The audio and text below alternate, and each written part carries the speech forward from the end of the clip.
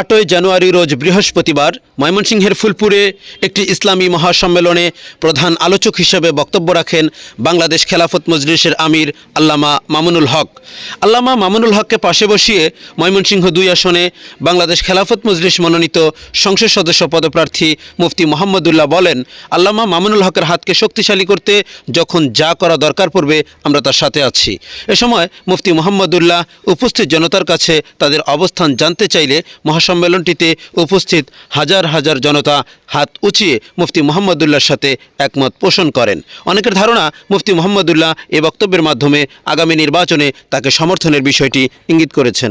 আমার বক্তব্য একটাই, আল্লামা মামুনুল হকের হাতকে শক্তিশালী করতে আমাদেরকে যখন যেটা প্রয়োজন পড়বে আমরা তার সাথে আছি কিনা বলেন?